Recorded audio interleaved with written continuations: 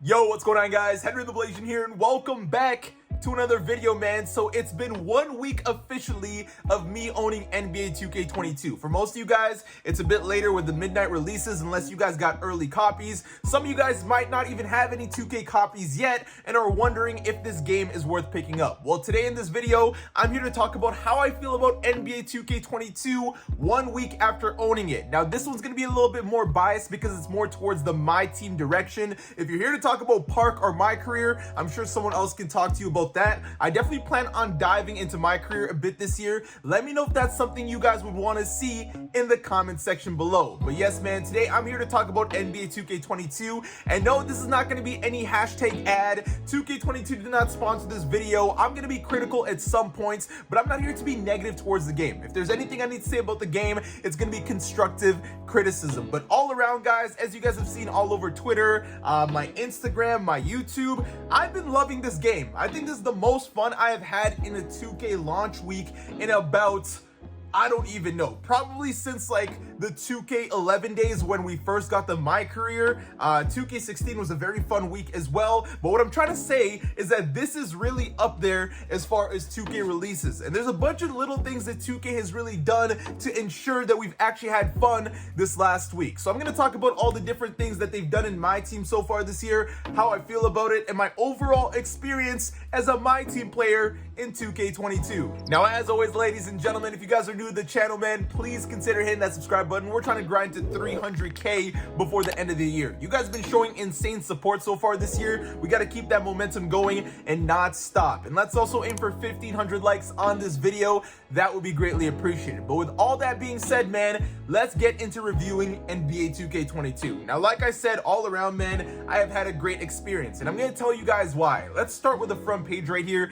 and that is going to be the seasons. I love how everything is laid out. All the XP challenges that they've been giving out so far, not only have they not been difficult or complicated, but they actually seem fair as far as giving out XP. Like, you're grinding things here, 750 XP, 1000 XP for dunks with cards, all of this. Some of them obviously are on the lower end, like the dailies, but you expect that. But as far as actual XP challenges compared to last year with now, this is so much better. I remember last year I was doing like 500 points with a card. Now, I'm over exaggerating a little bit, but like 500 points with a card for 1500 XP. That really wasn't fair. In this case, a lot of them are easy. 150 points for 750 XP. Hop into a game of rookie domination. That's done. All of them have been so balanced, and there's been no challenge where I've been like, bro, I'm doing so much. This is not going to be worth what I'm doing. All of them so far have been easy. 250 points. I don't have that card yet, but I will. 50 dunks with a card. Now, dunking is a bit tougher because of the defense,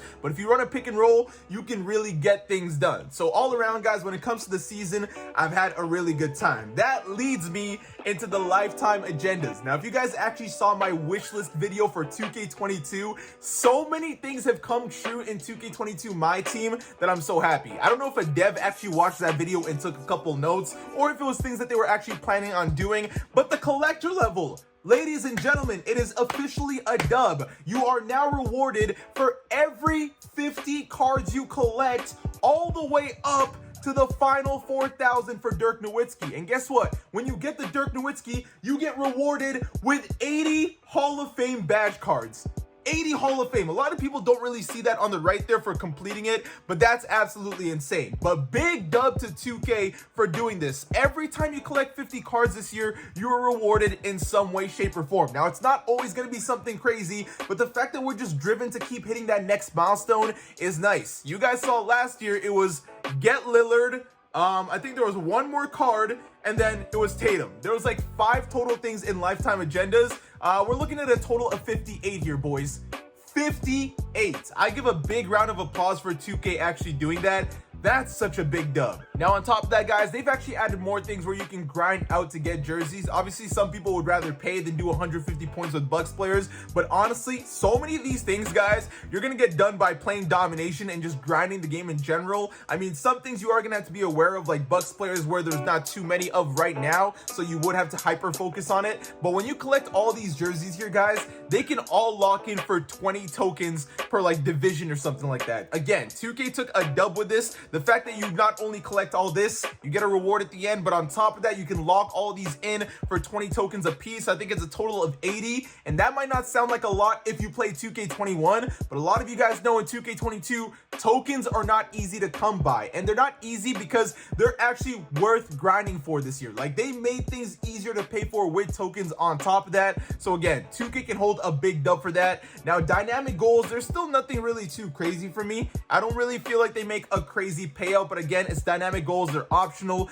I'm not really gonna cry about that. It's nice to see that you can put your completed agendas right there and close it so you don't have to scroll through a bunch of things. There was the lifetime one. You were able to get a free diamond Luka early in the year, purely for a lot of things that were playing the game. The only thing that I would say that might have required VC or some sort of expenditure would have been the locking in the base set for the East and the West, but Luka isn't even like a must-have card. It's just the fact that it was actually an option at the start of the year. Things to grind for and just have fun with are what actually made me happy. So good job for that on 2K's end. And then when you look at the MyTEAM community hub, a lot of people actually didn't notice this, but 2K's been communicating just a bit more. Now we see the team of the week stuff and all that. Not many people care about that too much. There's a community poll where you can vote for the tokens, but look at that. I didn't even realize this was here until before, but they actually put news in here regarding the game. For people that might get the lineup does not meet requirements of this game, preventing that issue, they restricted the usage of the below guidelines. Primary uniform, secondary uniform is home and away. So very good on 2K for doing that as well, because a lot of people were having issues with that when they were grinding Domination, and for them to make it public knowledge, not just on Twitter, because not everybody has Twitter, but to actually put it in the news area of the game, that's a big dub. Not too many people have noticed that. I haven't played around too much with the Ask a Developer, but hopefully that is very active this year. As far as what I've seen on Twitter and talking to 2K themselves, they've been communicating very well with the community. I mean, we had a couple errors, which I'll talk about, that 2K fixed almost right away, which has made this game, again, just a great experience. And then for those of you guys that might not know where the locker code slot is, it is right there. But that's it for the main page. We hopped into the single player mode. And as far as Triple Threat Offline goes, it's not very different from last year. You're still playing your games. You're earning your reward chain all the way up to 300 wins if you do want the diamond card. There's the diamond gem in the vault as well. The vault can be up and down. That's all a little bit RNG, but that it is what it is. I don't really have too much negative or positive to say about Triple Threat Offline because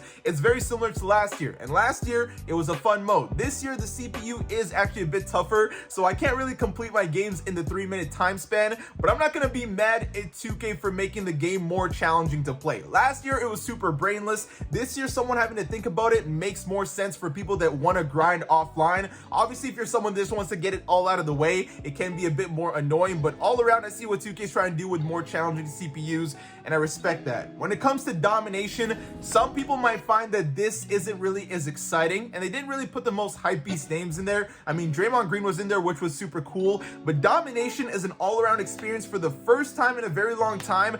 Doesn't feel like something that you have to get done right away. You guys can see that in the last couple 2Ks that I've been uploading, I've always finished all of Domination within like a day or two. This year, 2K took a dub because they took out the historic Domination, so people don't have to play as much to earn things, and on top of that, you can earn a lot more tokens in all-time Domination than Current. Current definitely isn't paying out as much when it regards the tokens, but there is still the MT and stuff, which is cool. But as far as tokens, things are pretty scarce, and honestly for good reason, which I'll explain in just a little bit. Now when it comes to the challenges, man, some people actually might not know this about the game, but when you look at the skill challenges, this one specifically has been a big dub. I don't know if this is something 2K is going to continue to do in the future. I really hope it is because they've already experimented with it. The Colossal Challenge. Now some people have had issues with this where they haven't gotten their reward, but in the Colossal Challenge here, guys, you can see that it says record 8 dunks as a team. Do you notice how it doesn't say and win the game? That's right, man, because as soon as you hit the 8th dunk in this game, the game ends. You don't even have to really be winning. I mean, you might have to at least be up, but as soon as you get that final dunk, the game ends and you collect your Colossal Award pack just like that. I hope 2K does more of these in the future, where it's like 9 threes and a quarter. Now, apparently from what people have told me, all the Ja Morant, the skill challenges, as soon as you finish them all, the game actually ends. So unless it tells you that you actually need to win the game, it looks like you no longer have to always finish a full game when it comes to challenges. In my opinion, that's a big dub, but you guys let me know how you feel about that. Again, the more I look through this all, the more I keep thinking the 2K was actually watching my wishlist video. Now, as far as the freestyle goes, man, everything is pretty much the same. The only thing that I wish was added into freestyle again was the scrimmage mode, where the starting lineup of your team was playing the bench lineup of your team. At first, I thought they would do that because when you hop into freestyle, it asks you to choose a lineup. So I was like, yo, they might have added a scrimmage, and hey, there still could be time for them to add it, but as far as freestyle, nothing's really changed. When you hop into multiplayer though, the draft mode that they added this year, in my opinion, is a big dub. Now, I will say that right now the mode is limited as far as always enjoying it and drafting different players, and that's because it's super early in the year, so I'm not going to criticize 2K for that. But as far as the draft mode as a whole, you give up a ticket, and it looks like 2K is actually giving out XP challenges that you can lock in to get tickets, and then you can go into games. You can get a ton of prizes from this if you actually manage to win most of your games. And on top of that, you can get a free pink diamond. In my opinion, the draft mode is a dub, and I think it's only going to get better as more and more packs come out. But again, it's going to come down to how up to date they stay with it all. But with how 2K has been with everything so far early in the year, if they keep doing this throughout the year, this My Team is going to be the best My Team ever. The only request I have for the draft is that when you run out of tokens, you have to pay in VC instead. I think 2K should give people the option where, just like they pay with VC and MT with packs in the pack market, give people an option to pay with MT in the draft. Even if it's like 10 or 15,000 MT, because they usually ask for way more MT than they do VC. I think a lot of people would be okay with that, especially people that can't really afford to pay VC or don't have the funds to really play a mode that they really enjoy. So that's just something to look into, in my opinion, 2K. And then when it comes to triple threat online, me personally, I haven't been having a hard time. You can see I'm 14-0. The whole concept of points to give has been interesting because I've been sweating, okay? I've been locked in on defense, and I've been trying to make sure people are not messing with me on my journey to that Gus Gerard. Another thing you guys can see in the top is that they added colossal packs and they added diamond boosts, man. The diamond boost is a big dub for people that want to build a super nice diamond shoe. You can see they got 5 tokens there instead of the 10. And again, it's all going to make sense when we look at the token market, the 1,000 MT, the 3 tokens. So the top rewards actually look good. The mid and first tier rewards aren't the worst. There's the 3 tokens there, and occasionally like a 6 token or something that's not even in those tier 2 pops up. So that's kind of where I give 2K the dub. The only thing I will say is I think later on down the line, some people may complain, because when it comes to the 100, you got to play a lot of defense, which means people are always going to be sweating in the mode, which means it might be harder for a casual to try to get into this mode if they can never get to the top board. But again, it is very early in the year, so I'm not going to criticize it too much. But I think if triple threat went back to its own regular triple threat online, where 3 Ls would just reset you, nobody would be mad about that either. And then when we get into unlimited, not too much has changed here. It's all pretty much the same concept. One thing I will say is that you only have to win 53 games now instead of 68. That's 15 less games. I'm very happy about that. I think that definitely balances out unlimited a lot more, because 68 games was definitely too much last year. So the fact that they're kind of working their way into finding a nice middle ground for people that want to compete a ton and people that are casual players enough to still try to go for reward prizes, I think is solid. As far as limited goes, it's pretty much the same thing as it was last year. They'll give us conditions every single Friday. I will say though, big heads up to the 2K Twitter page, because they did give us a heads up today that we are going to be needing to use an Evo player for Friday. So if they give us this kind of info a day before, where people can get their lineups ready and stuff, and they don't feel like they got to spend way too much MT suddenly being caught off guard with setting up their lineups, I think it's going to be a big dub. Now, there's probably going to be other requirements like rubies and whatnot, but the fact they're telling us that we're going to need an Evo player gives us time to now grind out an Evo player we could be potentially using in tomorrow's limited challenge. And then play with friends, man. Such a big dub, because you can see right there, not only do you play a game of unlimited or just regular online versus, but they've added the triple threat play with friends. If you guys have not had a chance to play triple threat play with friends, it's honestly so fun. Number one, unlimited stamina. Number two, you can just play around on that court and do whatever you want. I think it's going to be a ton of fun for videos later on and wagers and different things like that. Even a little triple threat tournament, I think adds a cool aspect to my team, so I'm happy about that. When it comes to the pack market, not too much has changed. Same generic stuff, open packs, unopened packs, and then token rewards. So for those of you guys that don't know, no longer do you need to collect 8 amethyst cards to move on to the diamond, and no longer do you need to collect 5 diamonds to move on to pink diamond. 2K has actually balanced it out so well, and I have the exact amounts, as you can see right here, of what you need to go into the next tier. 5 emerald to sapphire, 5 sapphire to ruby, 5 ruby to amethyst, 1 amethyst to diamond, and then 1 diamond to pink diamond. So for those of you guys that are really dedicated token grinders, you can really cash out by the next time the next token market opens. My goal, you can see I got 91 tokens right now. I want to make enough to get 1 more pink diamond and a future galaxy opal, which I'm gonna assume is still gonna be 750 tokens. I don't know if 2K is gonna reduce that number yet or not, because